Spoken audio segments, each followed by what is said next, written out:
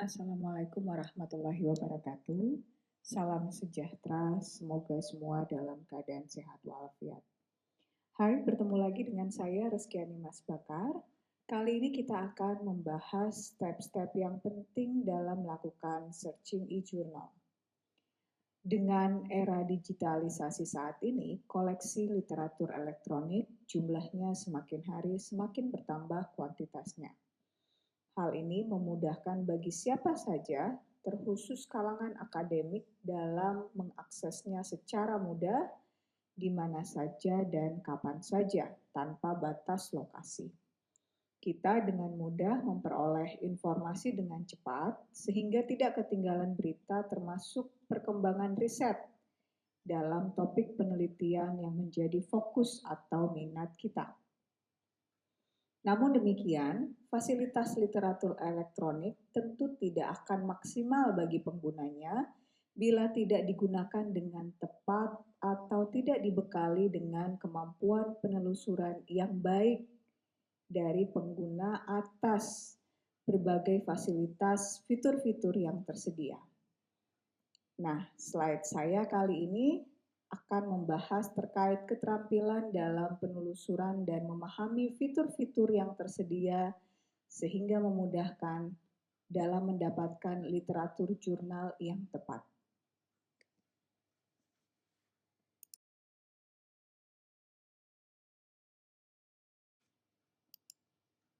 Secara garis besar, ada dua aktivitas utama yang dilakukan sebelum menulis karya ilmiah, yaitu penelusuran literatur dan manajemen referensi.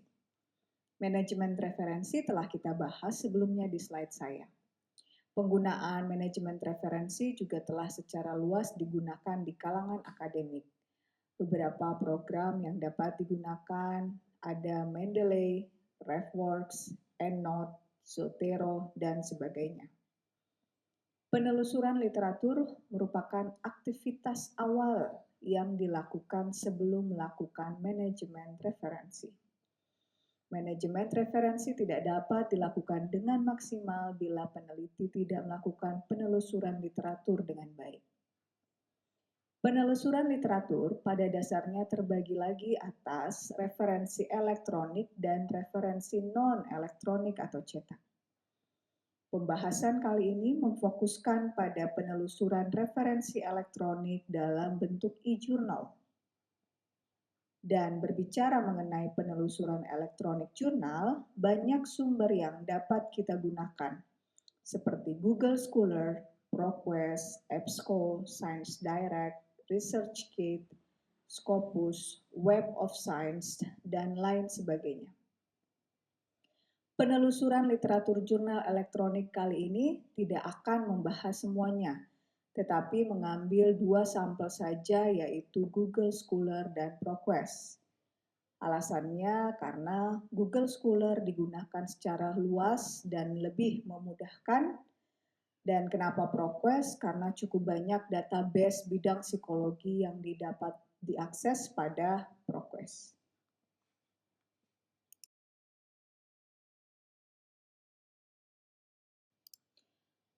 Pada tampilan slide ini, kita mulai dengan membuka laman scholar.google.com. Penggunaan Scholar ini tentu sudah tidak asing lagi karena sudah secara luas digunakan. Namun, seringkali pengguna tidak menyadari beberapa fitur penting yang dapat membantu memudahkan dalam mencermati sebuah tulisan artikel yang kita buka. Fitur-fitur penting ini perlu untuk dipelajari agar tidak semata-mata hanya membuka isinya saja, tetapi juga bisa mempergunakan fitur yang sudah ada.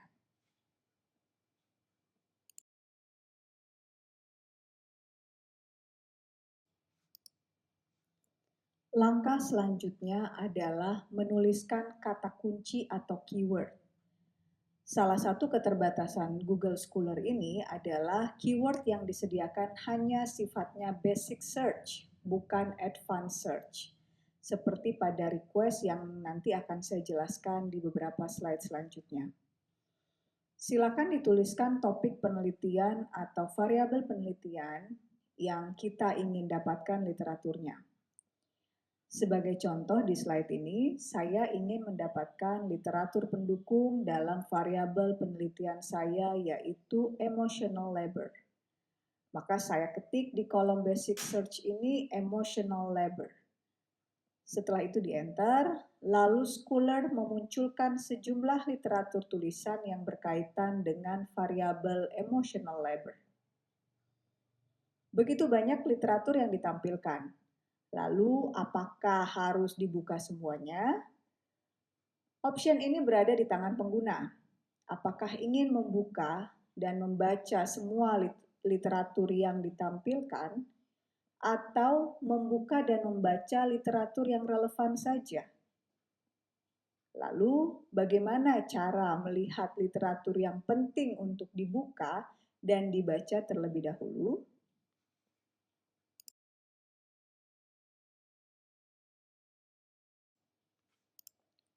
Nah, sebelum menjawab pertanyaan tadi, saya jelaskan dulu tentang beberapa hal penting yang perlu diketahui dalam tampilan Scholar ini. Di contoh slide ini sudah nampak tampilan berupa judul artikel, nama penulis, nama jurnal, dan situs penyedia jurnal tersebut. Ada juga yang bagian bawah, style kutipan, jumlah yang mensitasi, referensi yang membahas topik yang sama, dan versi lain dari artikel tersebut. Kalau untuk di fitur atas tidak perlu saya jelaskan, tapi yang akan saya jelaskan kemudian adalah fitur yang di bagian bawah ini.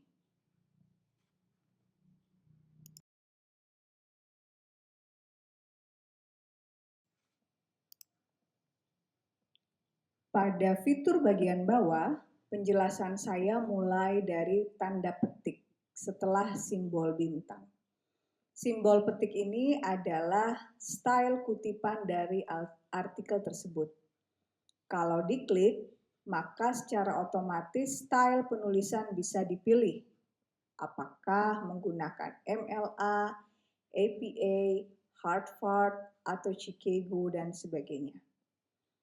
Di bagian bawahnya juga ada pilihan, apakah akan dimasukkan melalui referensi manajemen seperti BibTeX, EndNote, dan sebagainya.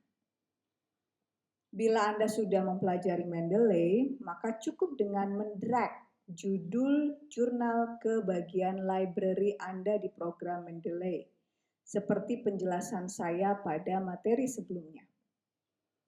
Maka pengguna tidak perlu lagi menuliskan secara manual, tinggal di copy paste atau tinggal dimasukkan ke dalam salah satu pilihan manajemen referensi yang ada di bawah.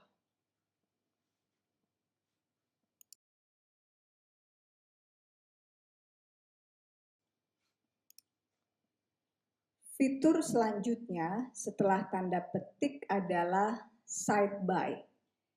Ini menjawab pertanyaan yang saya ajukan di slide 4 tadi, bahwa apakah perlu semua artikel yang ditampilkan di Scholar harus kita buka dan baca semuanya?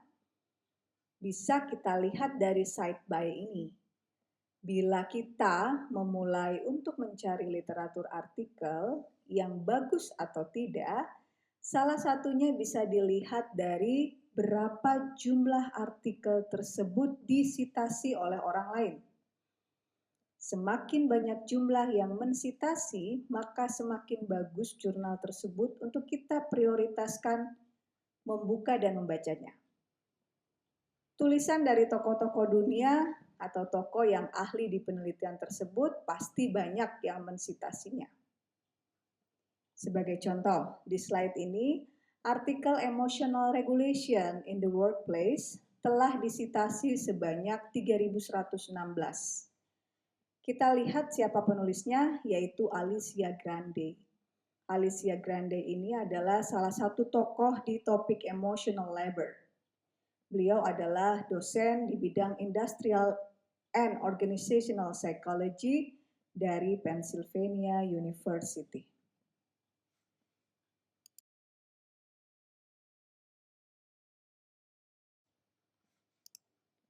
Ini tampilan artikel yang sudah mensitasi jurnal Grande tadi yang berjudul Emotional Regulation in the Workplace. Salah satu contohnya penulis Cropanzano ini yang mempublikasikan artikel berjudul Social Exchange Theory tahun 2005. Cropanzano ini dalam tulisannya menggunakan artikel Grande dalam daftar referensinya. Tentu tahun jurnal yang disitasi lebih dahulu muncul dari artikel yang mensitasinya.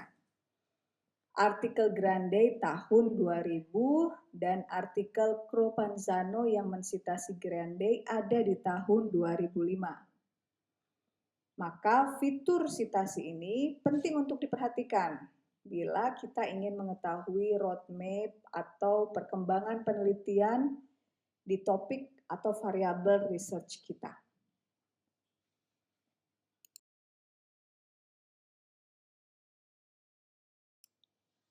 Fitur selanjutnya adalah related articles.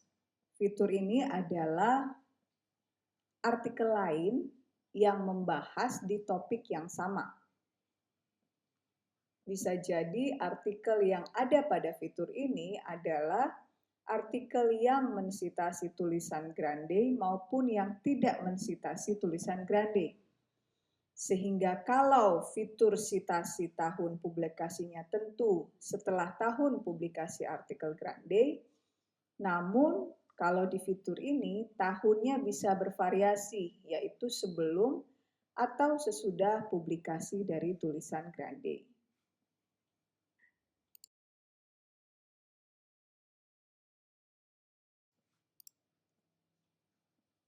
Ini tampilan fitur related articles.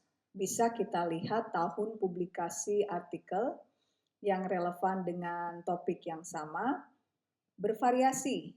Ada yang tahun 1996, yaitu sebelum tulisan Grande dipublikasikan, dan ada juga yang setelah tahun 2000, ketika artikel ini telah dipublikasikan.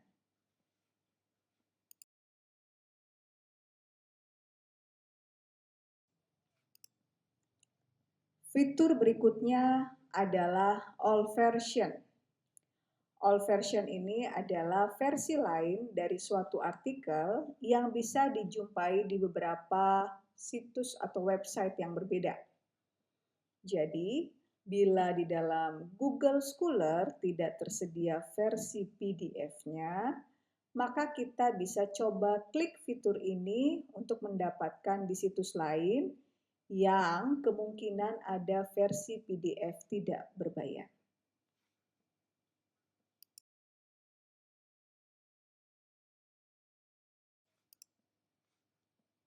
Contoh di slide ini, artikel Emotion Regulation ini yang versi paling atas tidak tersedia PDF gratis.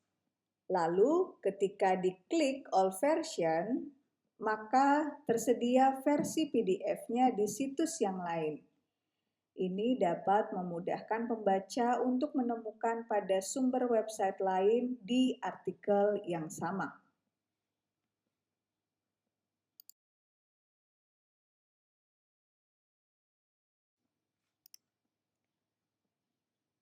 Di sebelah kiri terdapat fitur waktu.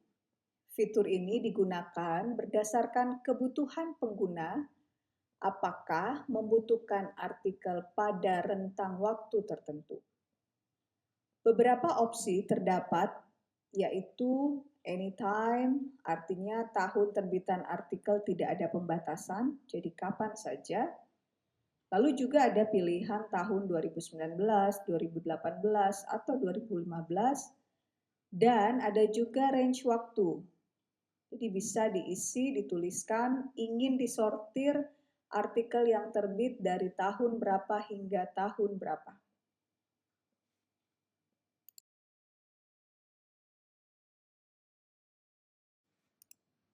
Contoh pada slide ini, artikel yang ingin ditampilkan adalah artikel pada topik emotional labor di 10 tahun terakhir. Maka dituliskan dari tahun 2009 hingga 2019. Maka secara otomatis yang akan ditampilkan hanya artikel Emotional Labor yang tahun publikasinya dari 2009 hingga 2019. Sebelum 2009 dan setelah 2019 tidak akan ditampilkan. Demikian pengenalan untuk Google Scholar beserta fitur-fiturnya.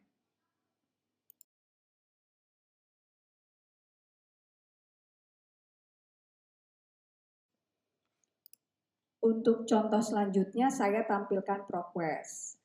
ProQuest ini menyediakan banyak literatur yang umum digunakan dalam bidang psikologi. Beberapa jurnal top di bidang psikologi dapat kita jumpai di situs penelusuran jurnal ini.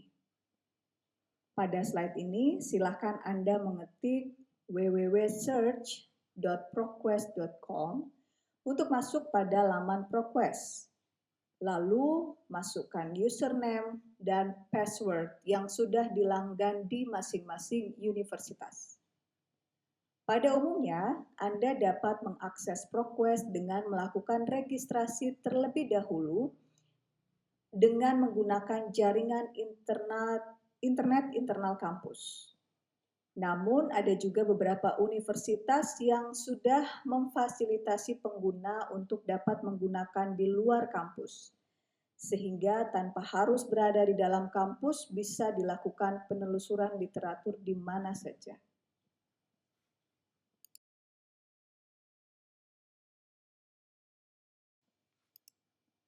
Pada screen pertama dari ProQuest akan muncul basic search atau pencarian dasar dan pencarian lanjutan atau advanced search. Ini yang saya katakan tadi berbeda dengan Google Scholar. Di Google Scholar hanya ada basic search sehingga terbatas sortir artikel yang bisa dilakukan. Dampaknya terlalu banyak artikel yang ditampilkan dan menjadi kurang spesifik. Bila Anda sudah fokus pada topik atau variabel tertentu dengan konteks yang jelas dan responden yang sudah ditentukan, maka lebih baik menggunakan advanced search agar artikel yang Anda dapatkan bisa lebih spesifik.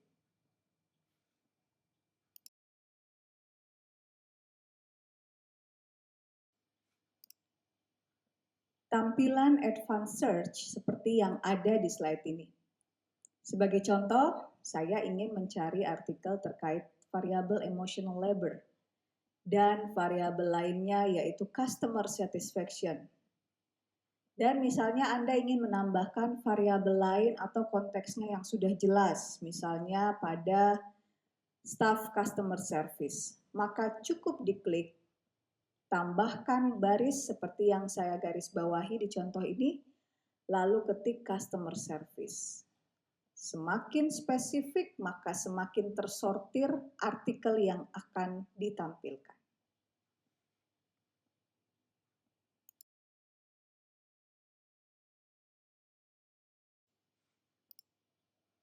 Terdapat beberapa fitur yang penting untuk diketahui, seperti tahun terbit artikel yang diinginkan dan pilihan jenis literatur yang dibutuhkan.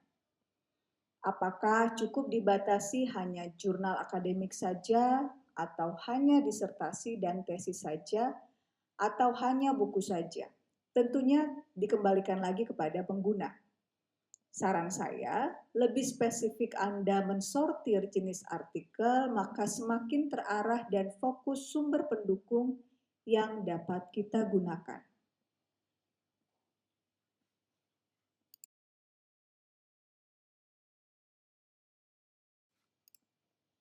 Ini adalah tampilan dari pencarian lanjut atau advanced search. Yang ditampilkan hanya artikel yang dibatasi sesuai dengan kata kunci yang kita inginkan. Bila ingin disortir dengan cepat, Anda bisa langsung mengklik abstrak saja dulu. Dan setelah Anda membaca abstrak dan menilai bahwa artikel tersebut relevan bagi Anda, maka silakan dilanjutkan dengan mengklik teks lengkap PDF. Lalu, selamat membaca.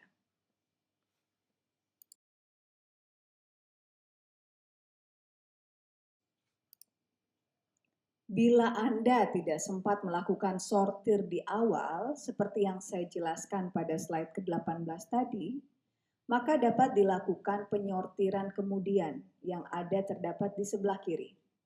Seperti yang pada contoh yang ada di slide ini. Penyortiran bisa dilakukan dengan memilih jenis sumber referensi, tahun publikasi, dan filter lain yang dibutuhkan oleh pengguna.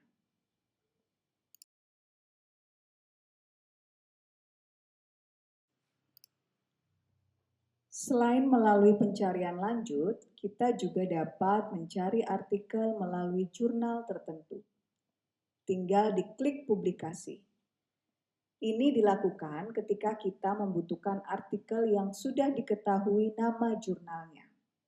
Misalnya, saya ingin membuka artikel penelitian pada Journal of American Psychology. Maka fitur publikasi ini yang diklik.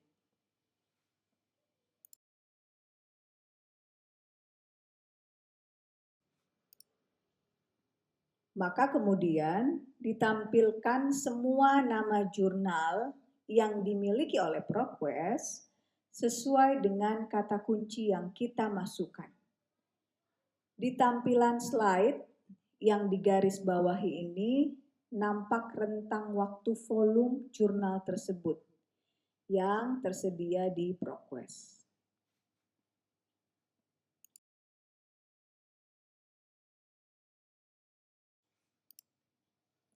Demikian fitur-fitur penelusuran literatur yang perlu untuk diperkenalkan kepada Anda. Seperti yang saya kemukakan di awal slide ini, bahwa begitu banyak link yang bisa Anda gunakan dalam mengumpulkan literatur. Fitur-fitur yang telah saya jelaskan tadi pada dasarnya prinsipnya hampir sama dengan yang lain. Yang membedakan hanya letak tampilannya saja.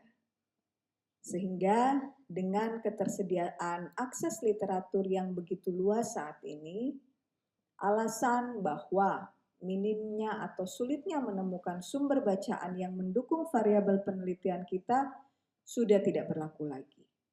Yang diperlukan adalah ketekunan dan semangat literasi dalam membaca dan memahami artikel yang tersedia.